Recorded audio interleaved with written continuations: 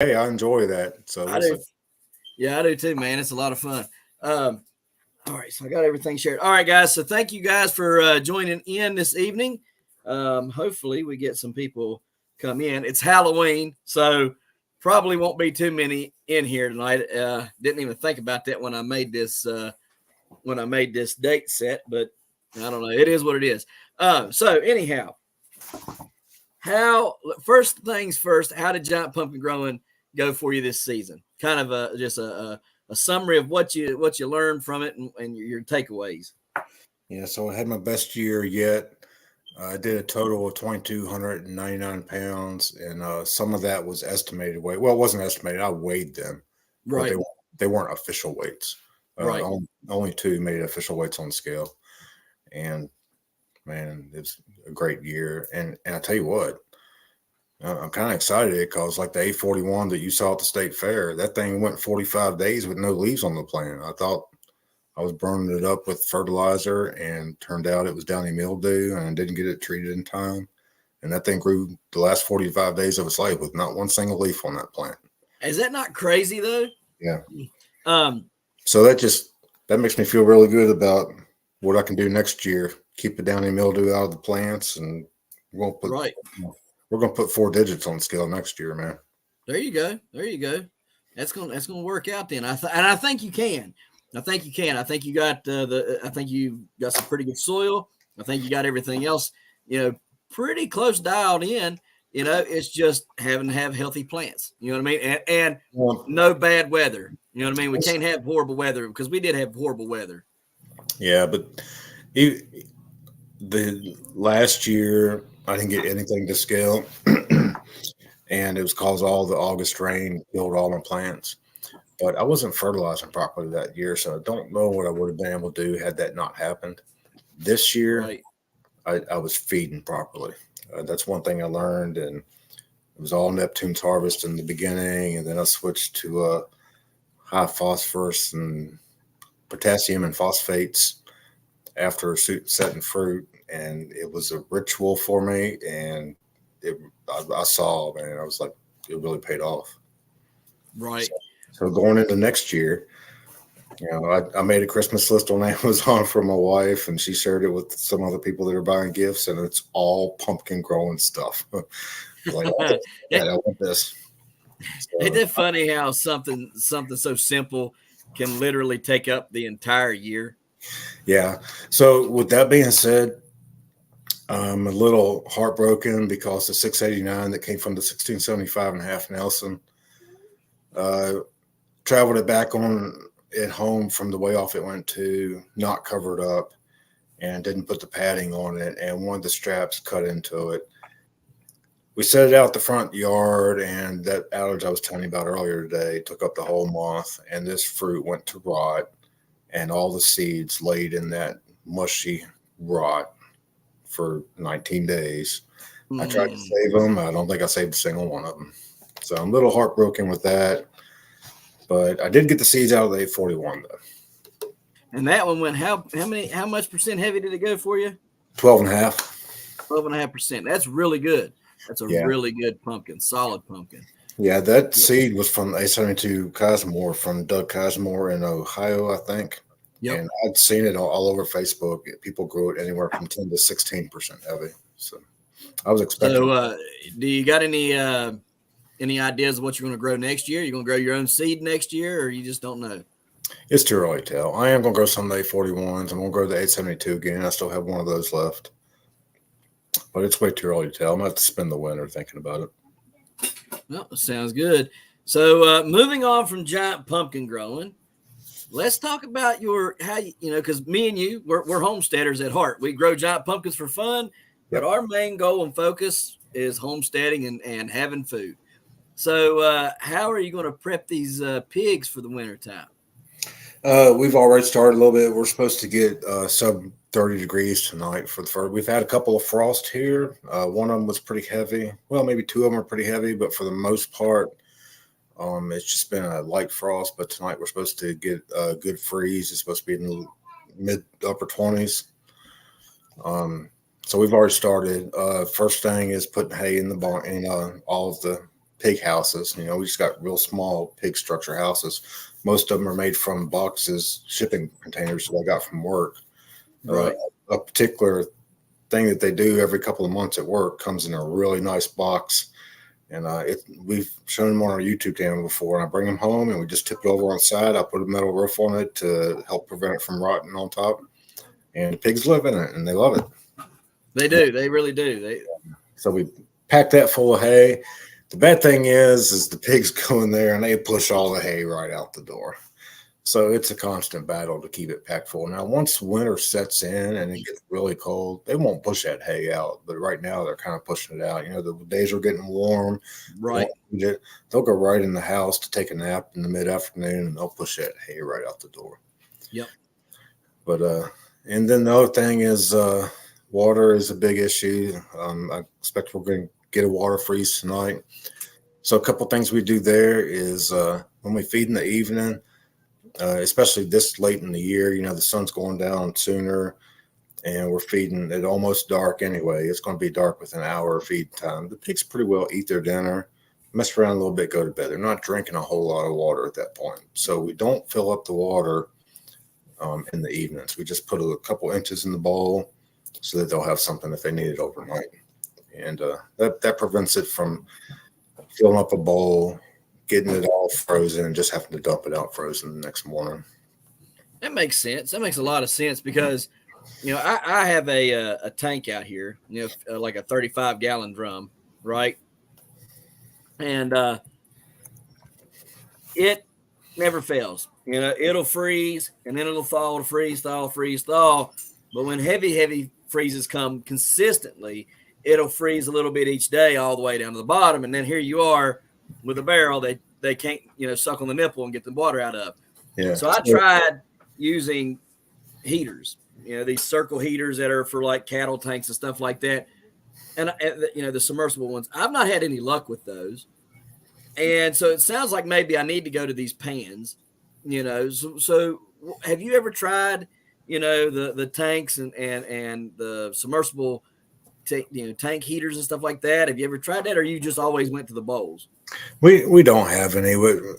We keep our water in like 110 gallon. It's Rubbermaid. It's not the metal ones.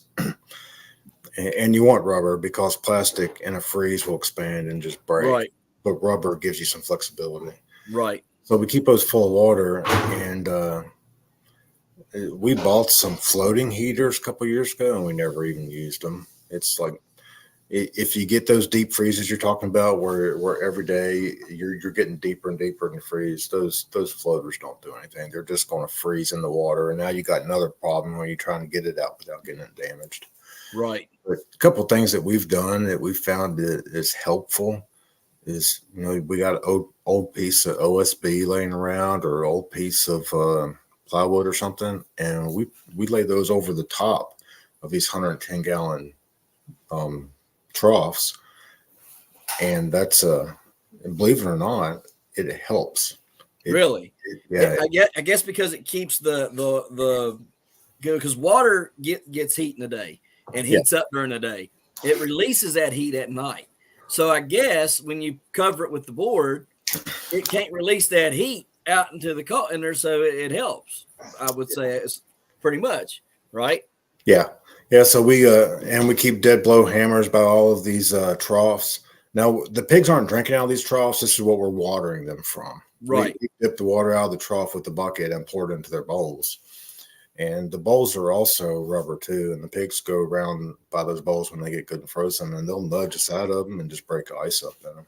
Okay. Unless it's a deep freeze, then we have to go out multiple times during the day and freshen up the water and make sure that they got something to drink. Right. Putting the wood on top of the troughs has been extremely helpful. And we haven't tried the wood with a floating heater. We might give it a shot this year. There's only a couple of places where we have water and troughs that we could try that out, you know, because we have to have electricity close by. But we might give that a shot and see if it's even more helpful. But, you know, again, with the deep freeze where it's in the 20s every night, over and over and over again, we just get deeper and deeper and deeper. Right. dead blow hammers don't do much for you at that point. Now you're talking crowbar, get a hole in the water trough and Yep. get it out and throw it out. But another thing we do for water, and we've already started working on it, is all the water hoses go away for the winter. And we, in the house, right by the back door, we keep a 5-gallon bucket and it has collapsible water hoses in it. And Okay. we can fit 200 feet of that in a 5-gallon bucket, and we take it in the house, out of the house every time we need to do water. That's So, a really good idea. yeah, it doesn't stay outside getting frozen. We go out there, hook it up, use it. It drains itself when you cut it off, and we unhook it, put it back in the 5-gallon bucket, and bring it right back in the house. And I like that idea. That's a very good idea. we do that all along. I don't like those hoses during the summer because they're small diameter and the water flow is not great. Right. But they're awesome for the wintertime. I'm gonna have to try that out because that's a very good idea. I would have never thought about that. Have you made a video on that? I think we've touched on it in some of our videos, but we haven't gone into it in detail. I think you maybe do one of those, or at least do a short on it, because it would probably help, really a lot, because not many people's going to think about that. Do you ever give like warm water to them, like when it's extremely, extremely cold, like last year when we had that really, Arctic blast that come through? Do you ever give them warm water? Yeah, we did not do that, and we'd probably have to research on that a little bit and see if they would even drink it. Yeah, because I know, like with dogs, we give it to the dogs sometimes. When not if it's Arctic blast, we bring them in, of course. But like when it's cooler, like for several days in the 30s and 20s, we'll give them warm water. You know what I mean? So I didn't know if pigs could be given warm water or not. Well, yeah, I don't know. I would have to look that up and do some research on it. But like Christmas last year when we had that instant freeze where the weather just threw and froze everything, like in that movie that did that. I'm not sure warm water would really help you there. Yeah, no, it probably wouldn't. But I was just, thinking like when it, like let's say it wasn't that cold, but it was pretty cold. You know what I mean? 15 or lower, right? And you know what? I guess, they make heated watering troughs and they make floating heaters, and so I guess it probably would be okay because I think horses and cows and stuff like that drink out of that all the time. That's true, but is it heating it up to the point where, because like I said, I know my submersible heaters, they didn't do anything. They just still let everything freeze. Yeah. So, I mean, maybe they're not as strong as what we think. Maybe they're just keeping them from freezing a little bit. Maybe they're not really warm then. I think they're designed to just keep a light freeze off of them. And that's what we the hammers out there for. When we get a light freeze, it's no big deal. You go out there with the dead blow hammer, you bang on the trough, you put the 5-gallon bucket in it, you fill up the bowls. But, when it starts to freeze deep, now you got problems. Right. Yeah. And that's always been the thing. That's one of them things too, where, it's nice having the thing that they can drink out of with the nipple, right? Because they can just walk up there and drink it. You're not having to fill it up every day. But when the deep freeze comes and it stays for a period of a week or so, it's of no use, So, I mean, it's really one of those things where you got to kind of figure out like what's the best solution, for what you want to do. And, it sounds like the just the regular watering bowls is where you've been like, yeah, this is what works best. We don't try to feed them out something that holds a lot of water. We try and maintain their feed bowls is what they are, and we put water in them by a couple of inches. And there's 4 or 5 of them in each pasture. So you ever get a problem with them knocking them over? Because I know every time I put a bowl like that in there with the pigs, they'll go over and just start flipping it over like it's a toy. Yeah, so like a toy, or like they're mad at us, because we got one girl that as soon as we filled the water bowl, she came over and flipped it over, and I was like, "Are you kidding me?" It's like she's playing games with us or something. It's not a toy. She's like, "I get this water out of here. Come fill it up again. This water isn't for me." We fixed her, and we got an old spare tire. You know how homesteads and farms are. We got tires laying around everywhere, and the water bowl just happens to fit perfectly down inside the tire, and now she can't flip it over. There we go. That's actually a good idea. I didn't think about a tire doing that. Like what kind of other things are you guys doing to prep for the winter? I know you said you put the hay in there and everything, and you're right. My pigs are doing it right now. You put the hay in there, they're flipping it out, But come wintertime, when it's cold, that hay stays in there. They bury up in it, and you'll go out there and you'll think it's just a big pile of hay because you won't see none of them. But what else are you guys doing to kind of prep for wintertime? What like are you saving back more food? You know what I mean for to feed them more? Do you guys feed them more in the wintertime? Like, what all does that look like for you all? We don't typically feed them more feed, but we might up their vegetable intake, and that's Okay. going to be primarily pumpkins. Matter of fact, today I should have done it a week ago. We finally got our donation box set up at the end of the driveway today where we take pumpkin donations. In the last couple of years, we've got several hundred pumpkin donations, and we store those in the house, believe it or not. Yeah, I was getting ready to ask, where are you storing them at? We have a spare bedroom that nobody's in, and we put shelves in there, and we turn the heat off in there so it stay nice and cool, and 200 pumpkins in that room, and they eat a lot of that. But as far as their protein feed and intake, we don't up that. If it was like really, really cold, like Christmas last year, where everything got down to zeros and teens for multiple days, Right. then we give them a little bit extra protein. But with the pigs, we're really careful about overfeeding corn. I know, they're a lard pig, they're pasture pigs, and feeding them a lot of corn is really bad for them. Right. But one thing that we did do last year is that we saved the dust out of all of the feed bags. The feed bags will settle a certain amount of dust no matter what. Some of them are more than others, if they've been laying on the bottom of a pallet or something like that. And we sift all that out with the colander right out there in the farrowing barn where we keep the feed barrels at.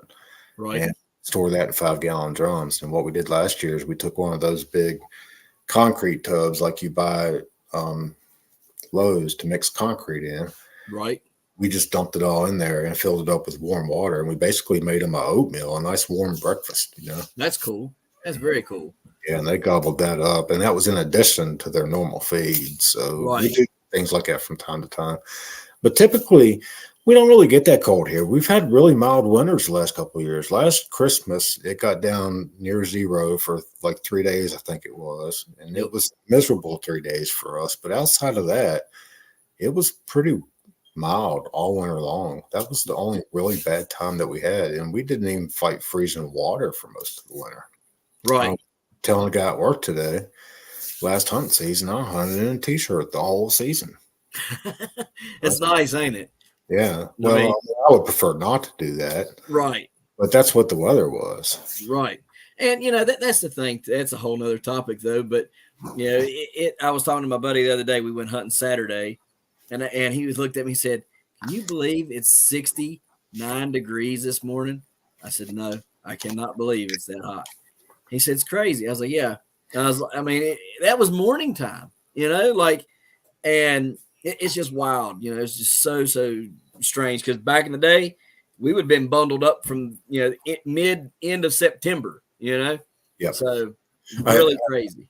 I really believe that the weather has shifted. If you think several years ago, there was a massive earthquake, and I can't remember where it was, but it's like I can pinpoint the weather shifted at that point. Yep.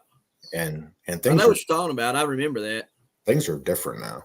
They're very different because, it used to be, like I said, I can remember when I was a kid, September would come. It's like somebody turned a switch on and said, okay, fall's here. Leaves would start turning, by I can remember there was, Halloween's, we go trick-or-treating and there was snow. Yep. I can remember those things. But it's not been like it for so long around here. They're just kind of like, yeah, what's going on? There's something definitely different here. So I mean, you're right. There might have been because where we're getting warmer, there's other places that are getting colder. Yeah, so with that being said, you go back to last February when I was trying to make maple syrup, and Me too. I only got maple sap from my trees for 3 days. Yep. Outside of that, it was 70 degrees the rest of what is typically maple season. And I said, man, I certainly hope that, the further south you go, they don't have maple syrup because they don't get those freezing temperatures at night. Right. Man, I certainly hope that we're not becoming one of those southern localities that can't make maple syrup because I love doing it. Yeah, I do, and I do too. And you're right. I had the same issue here. Couldn't get below freezing. Got 2 or 3 days worth of sap, and that was it. And then I was like, "Hello, Mister Tree. Yeah. Where's the juice at, bro? But I mean, you're right. It's one of those things that when temperature changes come, and based upon where you're at, it can hurt something you like doing, like making maple syrup. Um, Well, real quick before you move on, yeah, and I don't know the whole woolly caterpillar story thing, right. but evidently I'm hearing everywhere that the woolly caterpillar is suggesting or predicting that we're going to have a bad winter. You So see, maybe we're going to get back to what we used to know here, and maybe we'll have to worry about freezing pig water every day and go out there and bust it up every couple of hours so they have water to drink. But that would be nice. I don't mind bad winters, and the reason why I don't mind them is because it's necessary. As me and you are farmers, growers, whatever you want to call us, we got to have those bad winters to kill off the bugs. yep. And I can never remember a time when I seen so many cuke beetles in my life than I did this past season. Every bloom you'd walk up to, they were hoarded up in there in the hundreds, and you'd have to pull the whole flower off and stomp it to kill them all. And it just didn't get cold enough to kill them. Hey, sorry, better than that. So, but I mean, it needed to get cold, and it didn't get cold enough to do that. And so then you fight the pest pressure on your plants. There's a whole thing, that when climates start shifting and changing like they are in our area, it really starts messing with everything, not just how we take care of our animals, but how we even grow. So I know you said you don't get, there's going to be people on here who's going to say, why don't you feed the pigs a lot of corn? So can you answer that one real quick? Okay, so our pig is a lard pig, and that means that they produce a lot of fat. A cooney will have up to 8 inches of back fat on them at times, and that corn, it flavors that fat. Okay, it starts to taste like corn and like turns to mush. It's not in one of the training class I went to. The term they used was it starts to layer the fat, and you don't want that. You want a nice fat, Yeah, exactly. You don't want a fat that's going to fall apart on you. You don't want a fat that's going to be yellow and corn tainted. Right. But corn has a lot of sugar in it, and has a lot of value for producing heat. We give our chickens corn. Yep. And we're talking about only feeding them corn over the winter, and maybe we'll touch on that in a second. But corn has a lot of sugar, and it's basically an energy producer. It is. And I don't have any experience with slopping hogs or other hogs that aren't raised on pasture. We've only ever done pasture pigs, and corn is just not on top of the list for those folks. Right. And it's so for people who don't know, a cooney is going to take grass and turn it into that 8 inches worth of fat. That's right. They turn grass into protein until they reach sexual maturity, and then they turn grass into fat, which is in a boar 12 to 14 months and a female 16 to 18 months.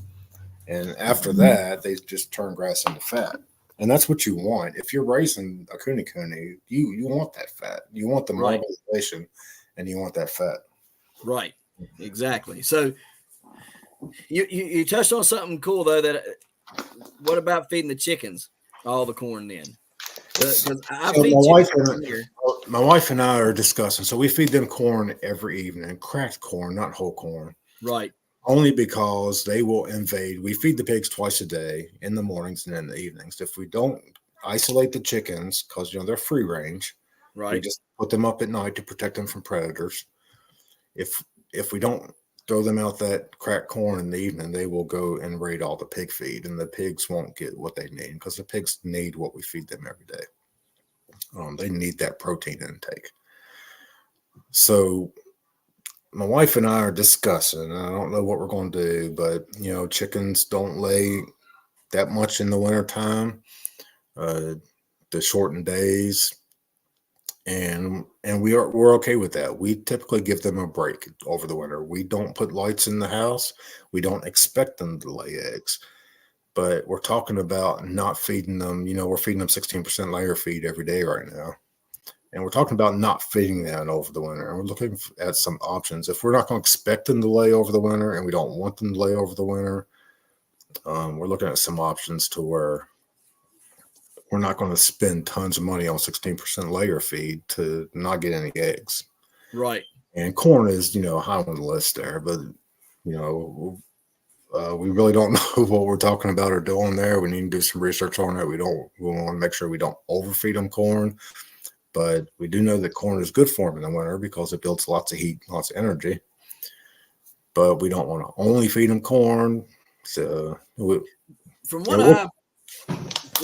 I know about it, so they have to have a certain amount of protein throughout the year period, not just for laying, but because last year, I had this whole issue with my feed. We're not going to get into that, but whenever I started researching all this stuff, they only give you like the 16.9% feed, right?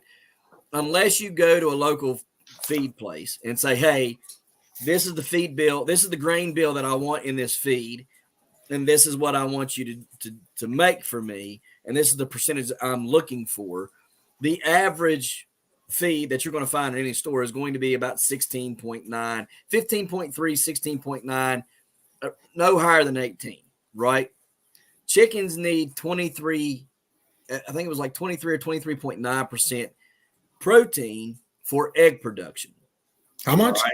23.9% protein for egg production. Oh, wow. Yeah.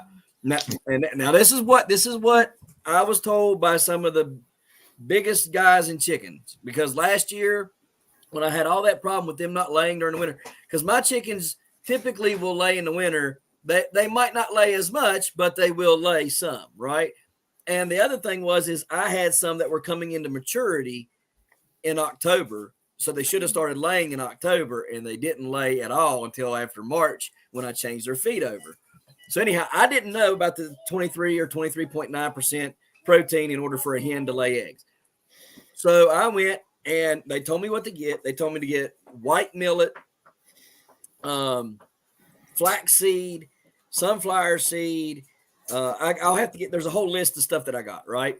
And make my own feed there, all right, which would be a 23% protein feed. And so I did that. And within like 2 to 3 days, boom, they started all laying. All right. So with that being said, if they need 23.9% to lay the eggs, they have to have a certain amount in order to just keep up and maintain, right? Now, from what I was told, the layer feed is a 16.9% because some people will only feed layer feed to them. All right. And that is the, from what I was told, is the bare minimum that a chicken needs to survive, period. 16.9%. So anything additional, scratch grains that you might give it, corn that you might give it, whatever you might give it, in addition to the layer mash, would help it get the 23% that it needed to make an egg. So some of these people on TikToks and other places were only feeding layer mash to their chickens. Well, it's only 16.9%. That's only enough to get the chicken to, survive, or whatever you want to call it, right? And so that's what a lot of people started saying, well, it's not the feed, it's you, because you're not feeding a high enough protein. All right. Now, there's a lot of debate on all that stuff. We're not going to get into it. But anyhow, that's like the census. So I don't know. This is, like I said, this was told by some guys that are really, really big in the chickens. Like they have got prize winning chickens. You know what I mean? So, and they hatch eggs and sell eggs or sell chicks for outrageous amounts of money. All right. So based upon what they said, you take it for what it's worth, so do they need the 16.9%? Probably they need so I would say somewhere around that 15 to 16% a day protein to be able to survive. So If you did feed them corn, what you could do is look at maybe corn and sunflower seed, Yeah. and see like what that mix is and see if that gives you enough protein. Because now I know this because this was my argument last year. I was feeding those chickens. I'll just tell it. We would go to Rural King every month. We'd buy scratch grains. We'd buy cracked corn, layer mash pellets, not crumbles, but pellets, and sunflower seed. And we'd mix that all up and we'd feed it to the chickens. And I wasn't getting no eggs. All right. Now, the only thing that was different that came from a separate company was the sunflower seeds, the black oil sunflower seeds. Everything else came from that one company. Chickens wouldn't lay eggs, and they looked big and poofy and healthy, but you'd go to grab them. It was like, where did it go? It'd like vanish in your hand because there was no meat there, right? And it's like, why are you not fat? So I don't know. And like I said, it was a warm winter last year. So I tried to make reason of this stuff. So I encourage you to do some research too, because it would be very interesting to see what you find out compared to what I was told by these guys who have a lot of money invested in chickens, so but that's what I was told. I think with everything that you said, it sounds like instead of moving away from layer feed for the winter, we should continue to maintain that 16% layer feed. And then in the spring, when we're ready for eggs, we should probably up that. That's what it sounds like we should do. Right. Well, I mean, that's what I was told. And I'll tell you, I noticed a huge difference when I started feeding them higher protein. And I started like I'll get layer mash, you know what I mean? And I'll mix layer like what layer mash that we get now. Like I said, it's white millet, flaxseed oil, sunflower seed oil, the layer mash, oats is another thing that was in it. Like I spend like $150 for chicken feed, right? But that will make 2 months worth of feed for them. So what, $175 a month for them, but they do well. They're healthy, they're fat, they're happy, no complaint. They lay eggs good and all that stuff. So, it sounds like we should continue on the path we've been on then for winter time. And then Kelly mentioned to me today that she'd read where people feed chickens chick grower feed, which is like around 20% protein to help. Yeah, you can do that. You can do that. In fact, all right, so some of our chickens require a higher amount of protein. And so what we do, like some of the Turkin thingies, she's got some weird birds out there. I don't even know all the names of them. Polishes and Turkin showgirl, silky looking thing. I don't know what they are. They're pretty, but I don't know what they are. Anyhow, like some of them birds need higher amount of protein. So she'll get meat bird crumbles, right? And sift the meat bird crumbles and then, feed that to the chicks. All right. And then feed the big crumbles to the bigger birds. And it works out really well, like super well. Cause it's meat bird crumbles is very high protein. Yeah. So, and if I'm not mistaken, Rural King, I think chick starter feed and meat crumble feed are the same price, but chick starter feed is, I think 18% protein, and then meat bird feed is like, or maybe it's 20, and then meat bird is like 21%, something like that. Either way, meat bird's got more percentage in it. So we'll even feed that to our quail because quail and pheasant need a higher protein too. So we'll feed that to them, and they do really well on that. Nice. Yeah, it sounds like we have an opportunity here where we can help our egg production in the spring as well. Keep them alive in the wintertime, keep them alive and happy, and let them take an egg break. Yep. And hit them hard in the springtime. Yeah, because it's just like you said, give them that break, keep them fat and healthy all winter. You know what I mean? To where they're not having that first week or two, because like these guys were telling me, chicken spends first week to a month, depending on how stressful the winter was, spends a week to a month trying to regain and rebuild all that it needs in order to start laying eggs, right? And so if you've kept them, fat and healthy all winter, then you're not going to have that long that long extended period in the spring when you start feeding them heavier. You're not going to have that long extended period where they're not laying eggs. So it could be like a week, and then you start getting eggs. So yeah, at least that's what I understand. And I can get you in contact with some of these guys. They're pretty smart fellers that I ran into. Yeah, I mean, our biggest concern was trying to save some money over the winter in feed and be. Yeah. No, I don't. I agree because it's expensive. Like in the summertime, there are things that don't. Most of the animals don't need fed nearly as much in the summer around here as they do in the winter, because wintertime gets really, really cold here usually. And summertime, they're not eating as much. You know what I mean? Plus, they can go out in the woods and forage and get bugs and all that other stuff. And so we just let them do it. But we never change course on what we buy. We just keep buying it. You know what I mean? That way, in the wintertime, we've got a stockpile of it. And so in the wintertime, well, no, we do slack off. We slack off in the wintertime. We buy more in the summer when we ain't using as much. And then we slack off in the winter when we use it, because then we got a stockpile of it. And we just kind of slack off for, like December, January, February, and then start back in March and keep on buying more feed throughout the spring and summer, and then slack off again the next winter. So it works out that way. I mean, we save a pretty decent amount of money doing it that way. I think I did a video on that too last year, or year before last. So, but so what else are you got? How you guys got the chickens prepped? So we haven't done it yet, but Kelly likes to put plastic up on all the windows of the coops and barns. Right now, we got 2 locations for chickens. We got a pretty extravagant coop that we built that we can actually walk into. Is that the one that I seen when I was down there? Yep. Yeah. Okay. And it's connected to the 3rd bay. We have a 3-bay barn, and we closed off the end of that barn and gave that to chickens. And they're 100% protected from predators. That's where they sleep at night. During the day, we open the doors, and you got to go like this because chickens come flying everywhere. That's funny. And they free range all the time. But I'm not crazy about it because I don't like the way it looks. But Kelly puts plastic around all the openings on those to keep the wind out of it. And okay, I'm okay with it. I get it. And we don't not do it because I don't like it. Right. Like, man, this looks like crap. But it's effective. It keeps the wind out of the coops, and that's pretty much all we do for them.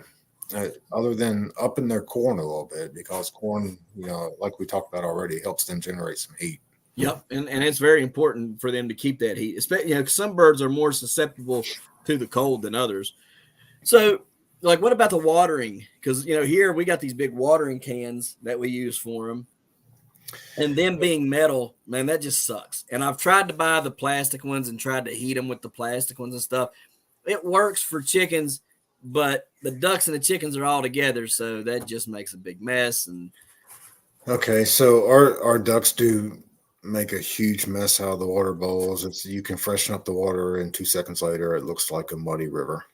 Yep. But we do the chickens the exact same way as we do the pigs. They drink out of watering bowls just like the pigs do, and we go through the same process with those. We go around and kick the rubber bowls and break up the ice, and keep them full of water all the time.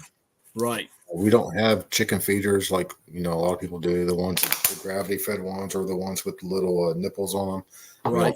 That they just drink out of water bowls, and it's a little bit of a bigger challenge with chickens than it is with the pigs, because the chickens can't break up that ice. The pig can go to those rubber bowls and nudge on it and break up that ice. Chicken can't do that.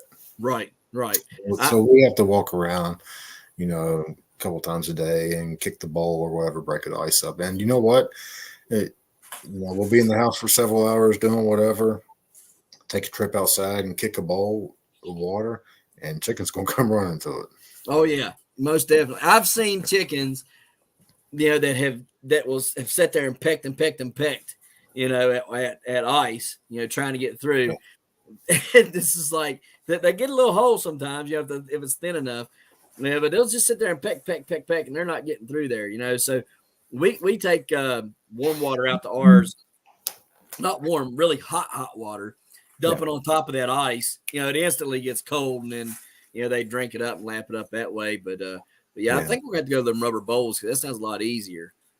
And you just walk by, and if it's a light freeze, just walk by it and kick it, and it breaks the ice up, and then you got water. Yeah. The other nice thing about the chickens and ducks for us is that we've got a dry creek that runs right by the chicken coop. It is dry most of the year, but typically in the winter it holds water. Well, that's good. And they can typically go down there and get all the water they need. Well, that's really good, Dan, because like here, there's a creek down here at the bottom of the hill, though. Everything that's ever went down there has ended up getting lost and dying. For some reason, it don't know that it went downhill and has to come back up the hill to live, and it'll just keep walking and going, or I don't know what they do. I guess they follow the creek or something. I don't know. But anyhow, they go down there and they don't come back. But I told Annie what I would like to do is make a trail using some sort of like chicken fencing or something, and make a trail down through the woods all the way down there to the creek, and then fence off that part of the creek too, to where they can't get out. They have to come back. Because having a creek is really, really good, especially in the wintertime. Like you said, if it's staying running and full most of this, most of the winter, and you go down there and get water, you ain't got to worry about it freezing up too awful bad. It just makes sense. Yeah, it takes a lot colder temperatures to freeze moving water. Exactly. So wanted to ask you, because this has been a thing, and you're seeing it a lot now. Like homesteading is really starting to take off. There's a lot of people getting into it, a lot of people wanting to learn it. Why do you do this? Why do you homestead? I'm going to tell you my deviled egg story, and I think it puts the whole thing into perspective. Okay. All right. Even growing up, or as I was an adult, we had all the children, and the whole family gets together all the time for family functions and meals and stuff. And deviled eggs was always everybody's staple. It had to be at every single meal. I couldn't stand them. I didn't like them. I was like, they didn't taste like nothing. And everybody else was like, oh, we got to have deviled eggs. So I never touched a single deviled egg. We start farming, homesteading, having an abundance of eggs all summer long. We have way more in the summer than any other time of the year, and we got to figure out how to get rid of them. Right. And Kelly's going to make deviled eggs a couple times a week. And I absolutely loved them.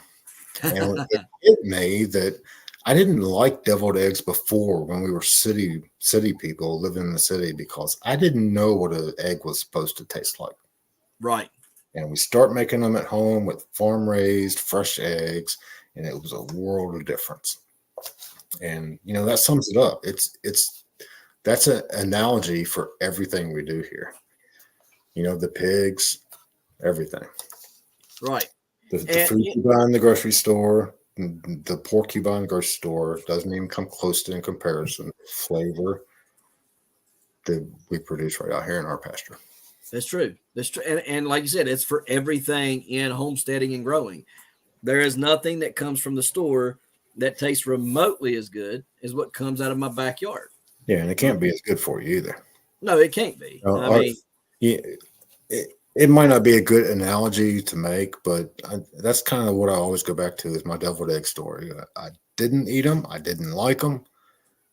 It's because I realized I didn't know what an egg was supposed to taste like.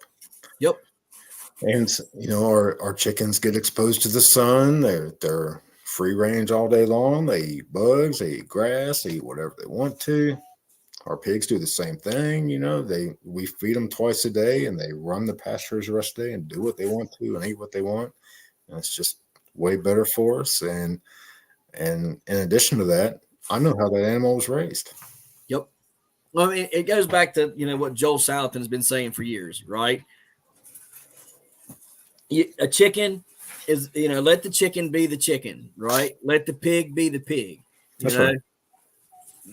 Humans have this horrible way of going, no, I need to micromanage this, and I need to put it in this box, and this is what it's going to bend to my will, and this is what it's going to do, right?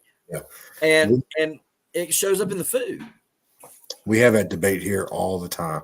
I'm like, just let them do what they want to do, If we pack their house full of hay and they shove it all out of the house, then okay, that's what they want.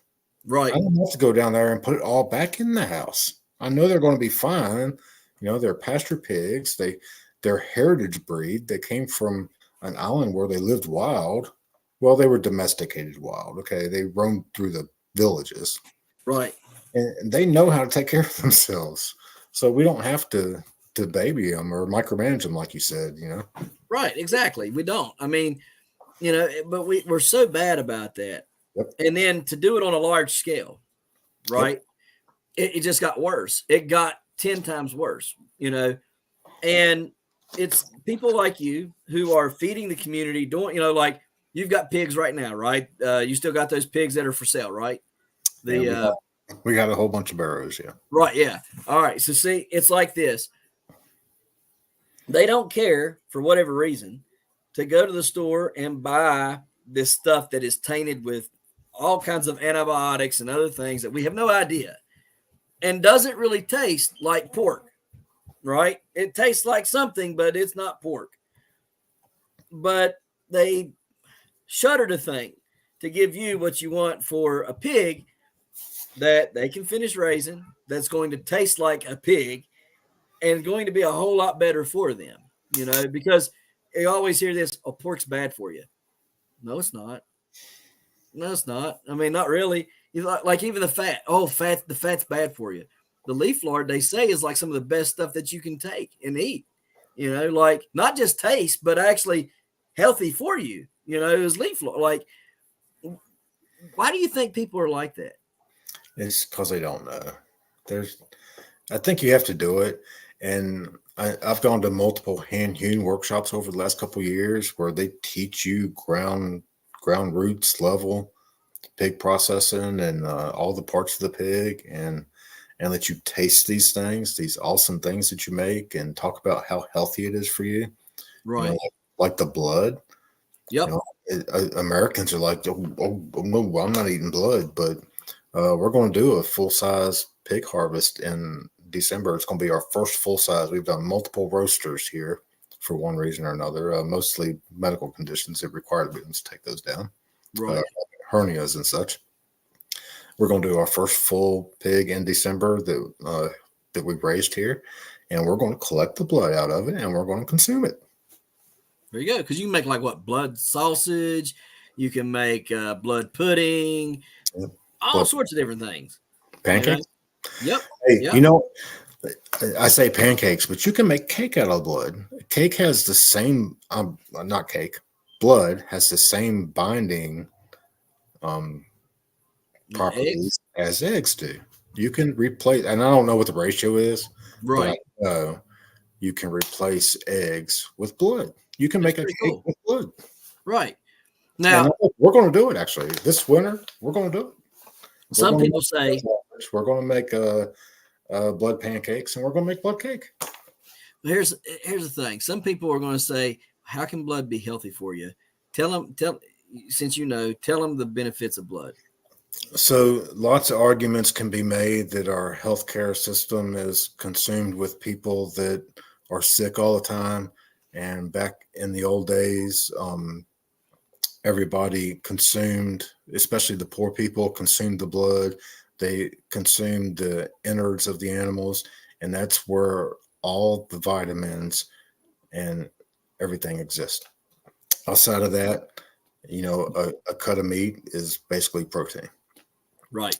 All the essential vitamins and good stuff you're getting out of that comes from the inside. Yep. Same as a fruit, everything is in the peel, and everybody peels the peel off and eats the fruit.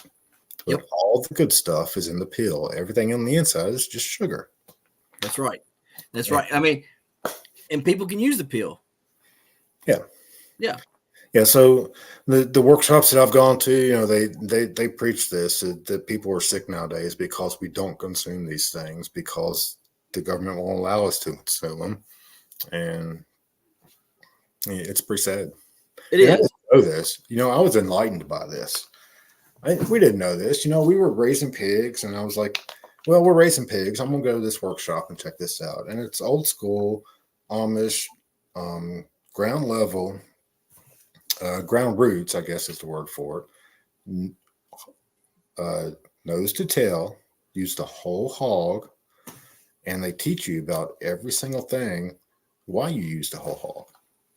And that was That's part of cool. it. It was part of it because that's where all the nutrients of this animal is. That's cool. That's very cool. Well, I mean, it makes sense because I don't like liver. I won't eat liver. It don't matter. It don't matter how it's fried. I don't care how you cook it. I ain't eating it. It's the most.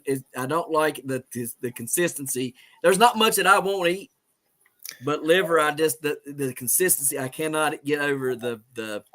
I'll bet you I can turn you into a liverwurst fan. The very first workshop I went to, all the stuff that we made there and all the charcuterie and cured stuff we had there, I was blown away by the liverwurst. I was like, "Oh, you got to be kidding me! This is so good." Really? I cannot wait until we make it this winter. It'll be our first time making it.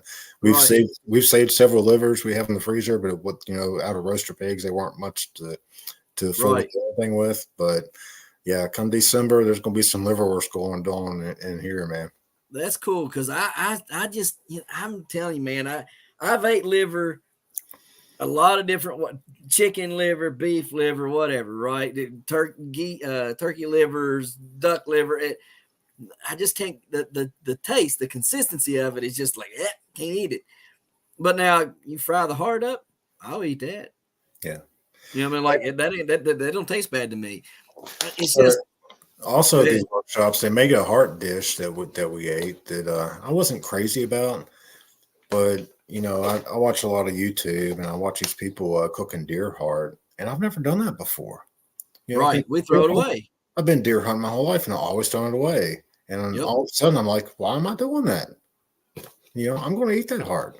Yep. Assuming you don't obliterate it, but Right. Yeah. Well, the other day, because I'm training a pup, I let him have the heart the other day because I'm training that black pup we got. But outside of that, usually I'll save the innards for them to just train them with, the dogs. hey, But so we harvested a couple of roasters before this big outage started. That I told you it was the day before it actually. Two of them, both of them had scrotal hernias, and we harvested them.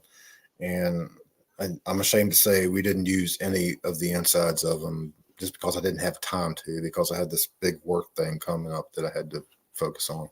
right. But we did allow the chickens to peck at it until they were tired of it. Then we put it in the compost pile. So the chickens did get some value out of that.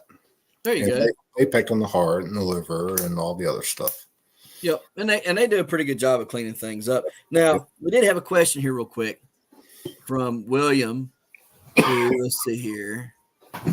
William asks, do you got any experience with turkeys? Well, we have heritage turkeys, but the intent when we bought these is we bought them from Cackle Hatchery, and I want to say we had 12 or 14. I can't remember, 3 different breeds. And Kelly's the turkey expert, and the only ones we have left now are the ones that are Slates, right? yeah, the blue slates. And yeah, I mean, we have them, but they're basically her pets. I want to eat them. She doesn't want to eat them. She turned them into her pets. We got 2 blue slate toms and a blue slate hen, and they're comical at times and they're entertaining, and we're never going to eat them, and they're just going to be here consuming our food and hanging out. Unless times get tough, then of course you'll probably eat it. Yeah, so no, I don't have any experience raising turkeys for meat. I'm not sure what else to say about that. We have turkeys, and when we first got them, we were going to breed heritage breed turkeys and sell them, but ultimately they were too much trouble. We had to clip their wings because they kept trying to leave the property and fly over the fences, which worked really well. They all learned the boundaries through that. They molt once a year and they grow their wings back. Although we found that they didn't really do it, but every other year. Everybody says it's once a year, but ours, we didn't really see do it, but every year, every other year. And we've never had to clip again because they kind of know the boundaries now. So it hasn't become an issue. But yeah, I mean, that's kind of where we're at on them. And they live with the chickens and they eat the chicken food and they eat the chicken corn. And that's pretty much the extent of that.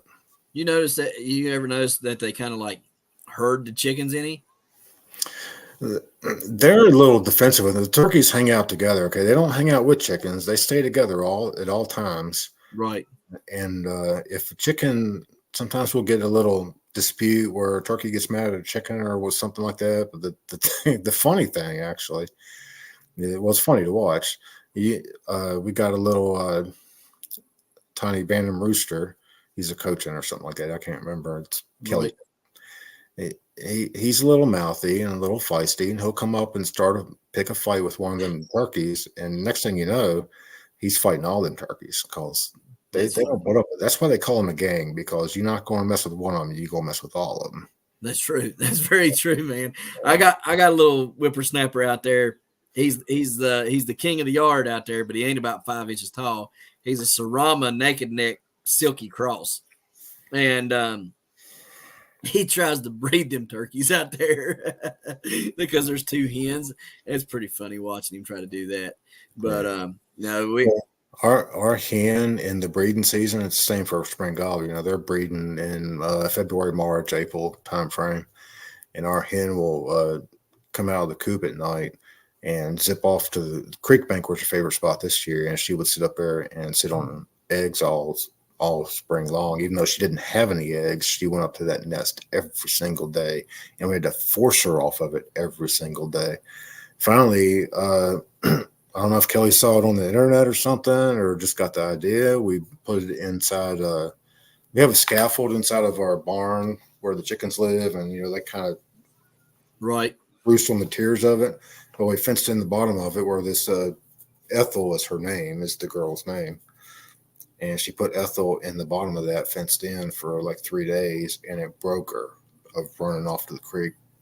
And the reason we did that, because that should only last during the turkey's mating and breeding season. Right. She did it all summer long. So we finally broke her of that. And she never even laid eggs this year, which was really odd because they typically do lay eggs. But she never even laid eggs this year.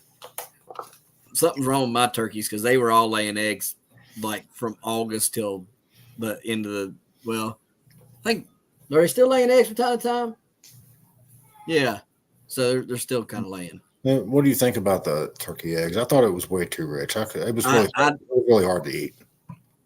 I don't like it. I didn't like the turkey eggs. I tried to eat a fried turkey egg, and it was just like eating I like the flavor, but the texture was like Elmer's glue.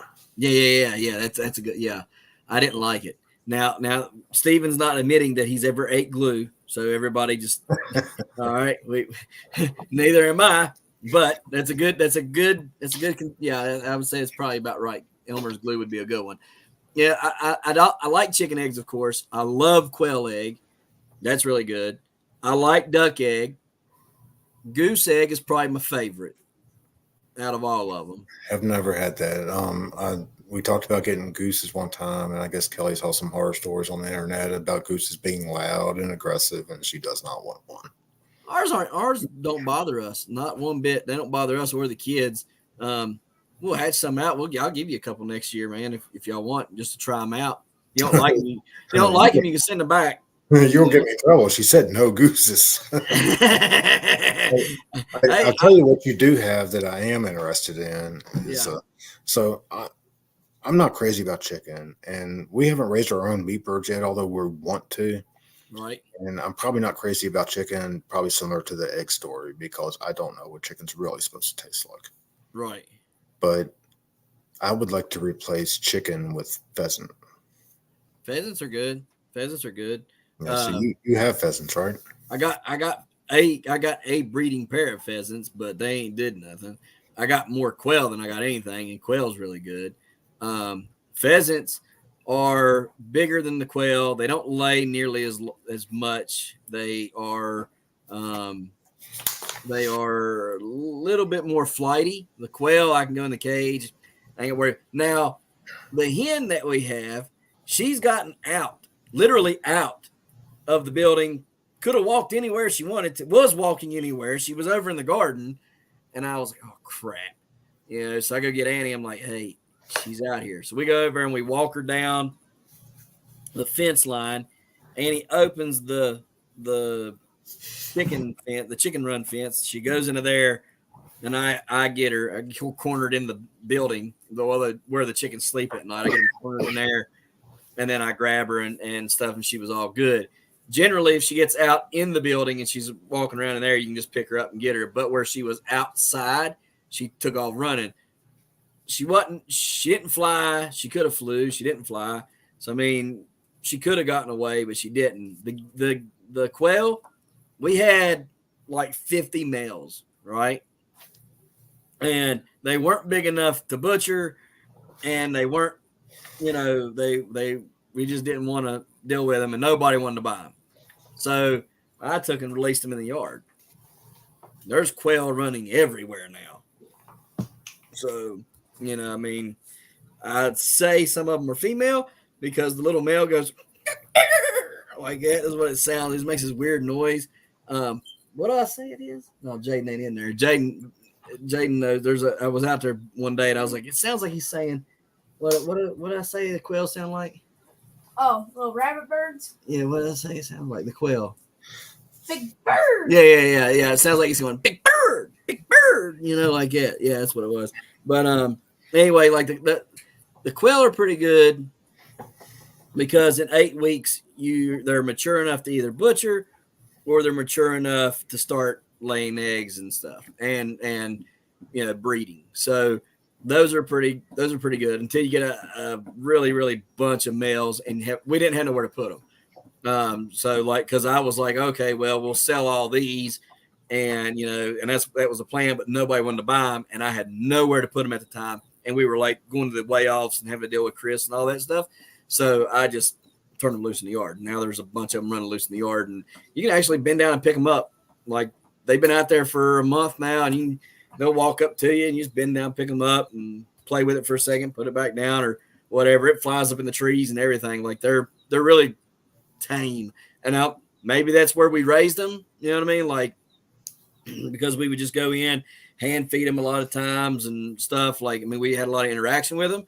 Maybe that's why they act the way they do. And maybe that's why the female pheasant acts the way she does, because we've had her since she was a baby.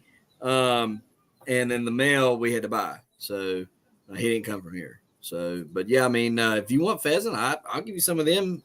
I think they're more of a yearly, like a once a year thing for them, though. I think they only lay like in the springtime or something. Maybe that's why we haven't got any eggs off of them. So, but yeah, I don't care to give you some of them, man. You try them out. That's like a turkey then. They're once a year. Yeah. So, I mean, I think that's how they are. I know that's how golden pheasants are. So I would say if golden pheasants are like that, then probably all of them are, because these are ring neck.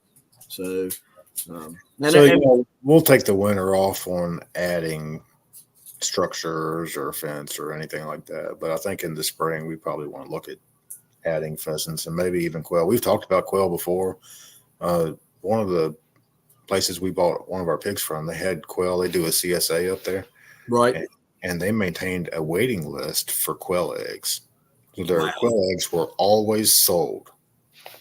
That you had to wait for them. And I'm not sure that would be successful where we live at, because people don't do things like that here. But there's some places where we could get rid of quail eggs. I'm sure the Greenbrier or the Homestead might be interested in them for sure. But, oh yeah.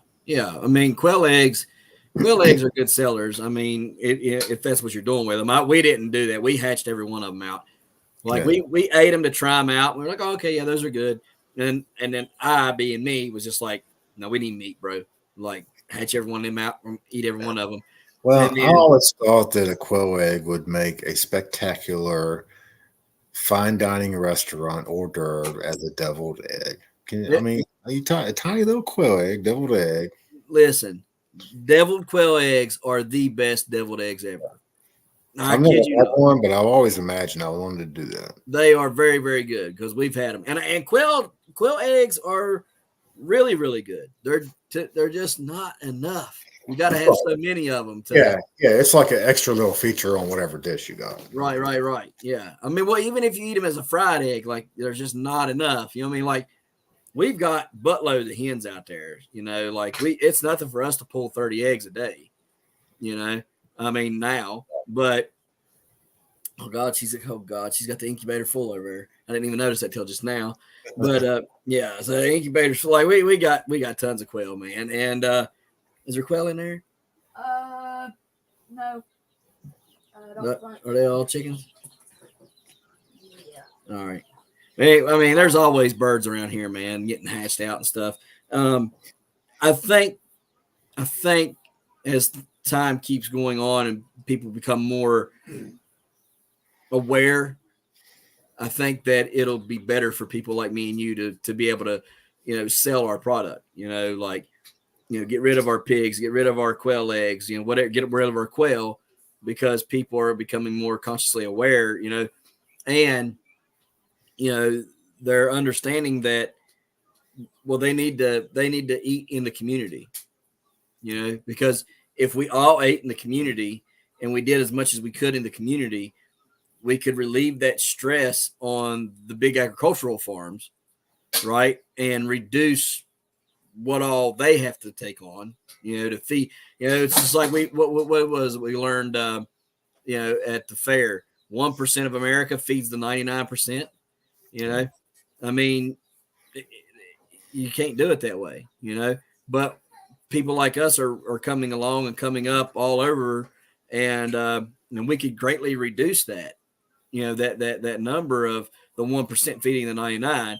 If I'm able to barter and trade with you, and you barter and trade with so and so, and then we sell whatever excess we have, to whoever, like we could make this thing work. We could be successful part-time or full-time farmers. Yeah. What do you think about that? That's you talk about bartering and trading. I'm going to get on my soapbox one of these days and give the speech, but I'll just touch on it right now. The USDA is involved. I can only sell my hogs whole or halves, and we're hoping to build a butcher shop here where we can custom exempt butcher those wholes or halves, but we're not allowed to sell retail cuts of these pigs. And so here's my soapbox thing, and I'm going to get on a real soapbox at some point in time when we get our butcher shop and we're really moving into this. I should be allowed to cut a pork chop off of that pig and sell it to Farmer Joe down the road, or trade it with Farmer Joe for goods and services that he might have without involvement of the government, without involvement of the USDA or the FDA or whoever else has their hands in this. It should be between me and Farmer Joe down the road. And it used to be that way. And some states are like that. I think Maine has cottage food laws where you can do stuff like that, but Virginia does not. I have to have a proper butcher shop, which we will have anyway, but I can only sell a whole or a half, and I can't sell retail cuts. And I just think that's wrong. Yeah. It's flat out wrong, because here's the thing: what I put in my body, what I ingest in my body, if I buy a pork chop from you, right, instead of the store, and I cook that and I put it in my body, was that not my choice to do that? Yeah. So I have a friend that runs a large cattle farm. It's actually in West Virginia. And he argued with me that, well, you can't be responsible for spreading disease, or if you give them bad meat or this or that. He said, you need the USDA on your side so that you don't make people sick or whatever. But I'm like, all these workshops I went where they do the whole hog, the old school way, it's clean and it's healthy. There's nothing. It's not like they're scraping the meat across the ground or dragging it across the dirt and then saying, here, fry this up for me. Or butchering a chicken right beside it. They're doing hogs and they're doing it properly. And I'm confident that we're going to do the same thing. Here's the thing. For thousands of years, a species called the human race has lived without the USDA ever having involved. What I mean? That's right. Yeah. And they traded pork chops amongst themselves for other goods and services. Yep, exactly. And now all of a sudden, the human race can no longer do anything without the USDA. Get out of here, man. And I keep going back to Han Hune, and they have this book. It's got a synopsis of a hog killing from the book is by Wendell Berry. The poem is by Wendell Berry, but I think the book is from his niece or something. I can't remember. And I immediately bought that book. My very first handing workshop, I bought that book, and and he touches on that, and it's he Yeah. yeah. I mean, I don't know what else to say about it. It's exactly what you just said, and that's kind of what the book was about. It was a story about a pig killing and what they did with it, and talked about. I can't remember if it was his granddad or his great uncle or something like that. Was the pig killer in the neighborhood, and when he went to the dentist or he went to the doctor or he went to the library, whatever they gave him, he took them sausage or bacon or a pork chop or whatever in exchange for that. Right. And there's everybody nothing was wrong with okay. that. Yeah, everybody was okay with that. Right. Well, here's the thing. And after this, I know you got to go because I'm sorry I didn't watch my time. I was watching it. It's and okay. then yeah. But this last thing, and then we'll go. If I need something and I know that you have it, and I have something that I know you need, and I go and we trade, right? And the whole world worked like that. Well, or the whole community, whatever, was working like that. And we wasn't spending currency that isn't worth much anyhow. But that's a different thing. If we did that, it's just like Jason said. We're now in business for ourselves. We're feeding ourselves without having to use currency to do it with, right? So that hurts the bank. We're able to take care of ourselves, fend for ourselves, be self-sufficient, self-sustaining, whatever you want to call it.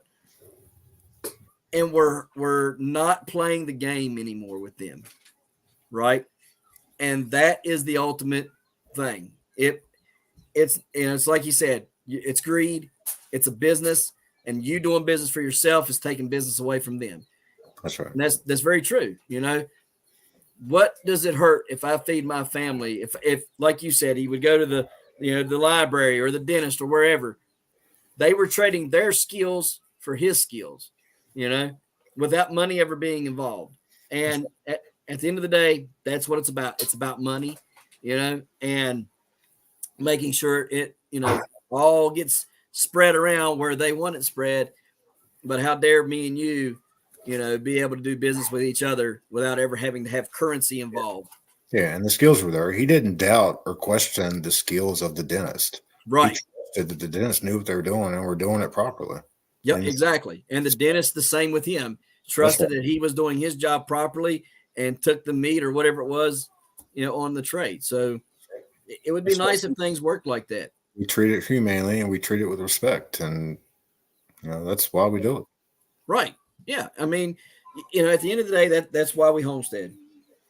We homestead because we want to know where it came from, what it was fed, the life it lived, and that it only had that one bad day.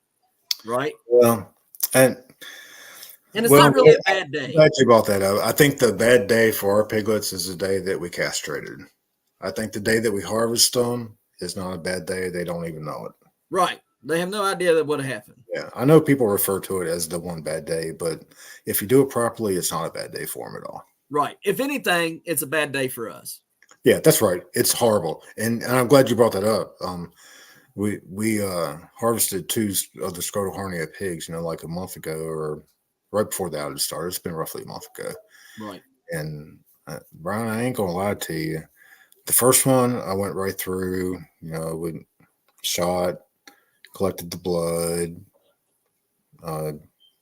broke it all the way down, until we were completely done with it, and moved on to the second one. And something about that second one, I felt really bad about it. I felt like a real jerk for shooting that pig. Yep. It was a bad day for me, but the pig didn't know. Right. And here's the thing, though. That's the connection that we're supposed to have to our food. That's right. I agree. And here's why. And I know I said I'll let you go, but this is one last point I want to make. If I'm connected to that bean that I grew, right? I grew it, I harvested it, I brought it in here, I dried it out, I popped it out of that pod. That bean now means something to me. Now, whether I grow it for seed or I put it in a pot and eat it, right? It means something to me. Those pigs out there, when I harvest them, they mean something. The chickens, they mean something. Why? Because hard work, dedication, and a lot of effort went into that, but also love and patience and, you know, all these other things that went into that, right? And when you go to harvest an animal, you've loved it, you've cared for it, you've had patience with it, all these things, it means something to you. And you don't want to waste it. The same as I don't want to waste any of my beans or my tomatoes or peppers or whatever I grow in the summertime, because it means something to me and I don't want to waste it. Those animals mean something to us and we don't want to waste it. And if everybody knew where their food come from, how it was grown, raised, whatever, right? Whether it's a fruit, vegetable, or an animal, they would have that connection to it, and we wouldn't see as much waste as we do in America today, because we as a country are the most wasteful people in the world.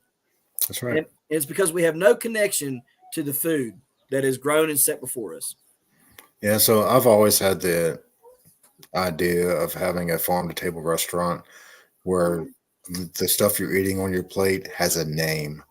Today you're eating Wilbur and this is how Wilbur ate his life. This is how he lived his life. Right. I wanted to pursue this, and everybody. That would be cool, man. Well, I would eat there. you Have like a slideshow of Wilbur going, right, as you're eating. Yeah, I just that type of stuff is important to me, and you know, when we put those 2 roasters in the freezer, we're going to come back to them when we do the whole hog and add them to the grind.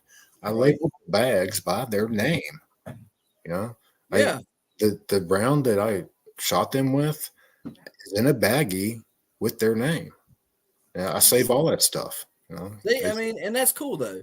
You know, that's very, very cool. Yeah, I want to have that connection with them so that I respect the process and respect their lives and respect their meat.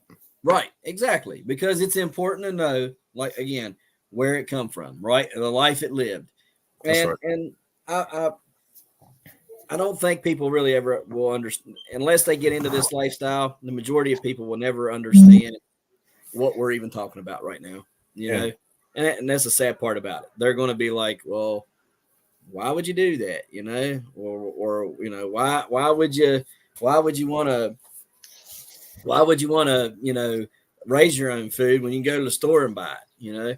And some of these kids nowadays, they don't even know where it come from. You know, they think it just like, I don't know, come fall out of the sky or something. I mean, you tell them a pig, well, this is a pig and you just ate pork.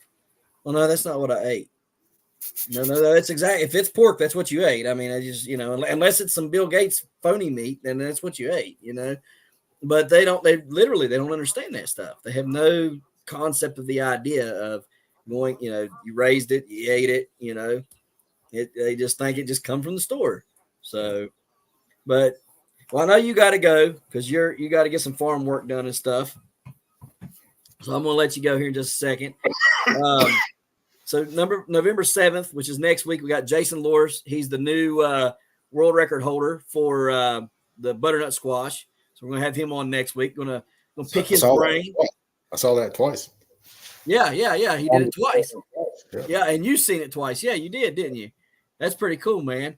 But we're gonna have him on. We're gonna pick his brain real good and make sure we get all the little secrets that he done to grow that monster butternut. And then November 14th, we're going to have Diva in the Dirt, Maureen Washington. She'll be on to join us. November 21st, we got Prepper Nurse 1 coming on. So Ed Carswell will be with us, Prepper Nurse 1 on the November 21st. November 28th is open. So if any of you guys would like to come on, you message me at babydrill219@yahoo.com. December 5th, we got Enoch Graham, the Urban Gardener, coming on. December 12th, 19th, and 26th is open. So if anybody would want to come on, you're more than welcome to come on. And again, you can email me at babydrill219@yahoo.com. In the description, or in the subject rather, put live stream so I know what it is you're needing and don't think it's spam or something crazy. Or if it ends up in my spam box, I can see what it is. So, man, I'm really glad you come on tonight. It's been fun. I'd love to have you on again. It's always good having you on. Where can people find you at on social media? All right, so I got the reverse camera going on here. There we go. Yeah. YouTube and on Facebook. We're also on Instagram, and I always say TikTok on my videos, although I haven't made TikTok in forever because I'm mad at TikTok because they held a duck in a swimming pool for review, and I was like, all the crap that's on TikTok and my ducks in a swimming pool. Whatever for you. Yeah. I've been talking forever, but you can find us all those 3 places: YouTube, Facebook, Instagram, TikTok. Yeah, I appreciate you having me. Yeah, man. I'm kind of wanting to say, let's put me down for November 28th, and we'll talk about the deer season and everything we harvested and everything we did with that. I got you. I'll do it right now. We'll talk about the December harvest, pig harvest we got coming up. Awesome. Yeah, we can do that because I love talking this stuff. Not only because I like doing it and learning it, but because I get to learn it from you. You know, I get to, because I don't know exactly what I'm doing. I mean, I have to come to you about my pigs, you know, so I love having you on and talking to you about it. So I got you down, man. We're going November 28th. We're going a little bit different direction with the deer this year. I want to make buckskin leather. So that's something we're adding this year. And I'm thinking about if we end up skinning the hog, which I don't know we'll do yet. I might even try and do pigskin leather. So we'll have a lot to talk about. We're taking on a lot of new things, trying to use all of the animals. Yeah. I'm very interested in deer skin, buckskin, because I've done buckskin and I like doing it. Yeah, I want to make it is a process. Yep. But it's fun. It's fun. If you got the time, it's a lot of fun. It's enjoyable. I always wanted to make my own clothes. Is that what you're going to do with it? I want to make butcher aprons initially, but I would also like to make some Indiana Jones style hats. Dude, that'd be cool. I need to do some research a little better at that, but we're going to get there. Awesome. That sounds. It's all about not throwing it away. It's about, I'm going to go out in the woods and put a bullet in that animal. Respect it. I better respect that animal and use it to the fullest. That's right. Absolutely. I 100% am with you on that. So, well, I'm going to let you get off here. Again, I really appreciate you coming on, man. It's a lot of fun. I'll see you November 28th then. And we're going to let you get out of here. So, guys, we appreciate you watching. And we'll see you next time right here in the Hollers and Hills of West Virginia, y'all. See ya. Thanks, everybody.